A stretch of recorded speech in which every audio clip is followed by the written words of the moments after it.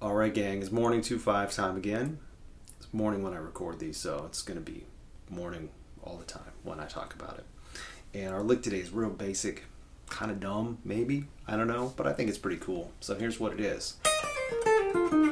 It's just that. And maybe we'll add a little embellishment to the beginning. So we're thinking as usual, C minor 7 for 2 beats, F7 for 2 beats, and then B flat. In this case I'm playing B flat 6, but B flat major. And we're just playing down a B flat scale. That's all it is. But we're starting from the E flat. And that E flat is the minor third of our 2 chords, C minor 7. Now, let's talk about how these notes really address the harmony underneath. It's very cool, even though it's just a scale. We've got our minor third, our 9, which it's an extension, but it's practically a chord tone. You can put a 9 on almost anything, right? And make it sound good. Then we're going to go to our root and our flat 7. So these are all pretty much chord tones with maybe the extension of that 9 there, the exception of the 9, which is an extension, I should say. Right? Then we're going to go, that drops us right down to A, right at the time when we'd be changing to our F dominant chord. So, now we're on, same kind of thing. We've got our major third, 9, root, flat 7, okay? And then that drops us right onto the major third of B flat. And I'm choosing to just stop there with a 3 and a 5, but that's all it is. All right? So, it's rare that scales line up in such a perfect way. Sometimes bebop scales will do a really nice job of this, but just a major scale or a major scale mode doesn't always do this as well.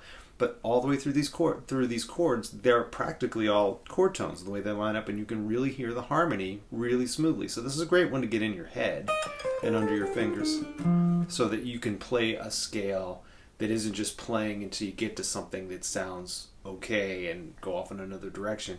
The scale is really integrated with the harmony, and I love that. All right. So last thing, instead of starting on the 3, we could start on the 9 and do this little triplet figure. I kind of swing it. I guess I don't really play it like a straight triplet. You could do it a little more triplety. But in any case, that figure is commonly used in bebop, and the idea is you're starting on the non-chord tone on the downbeat, and then using that little embellishment, not only because it sounds cool, but it kind of turns things around so that you get back to the strong note on the strong beat when you want it. So that's the secret to those. You're usually starting on a note that is not a chord tone when you hear that. Maybe not in every case, but probably 90% of them. So check that out. There's your lick.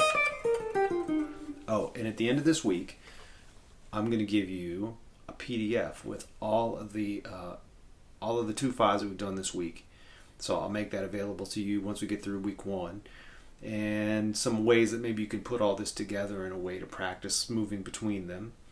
And then next week, we'll start something else. I'm not sure yet. Maybe we'll do long 2-5s. Maybe we'll focus on minor 2-5s for a week. We'll see.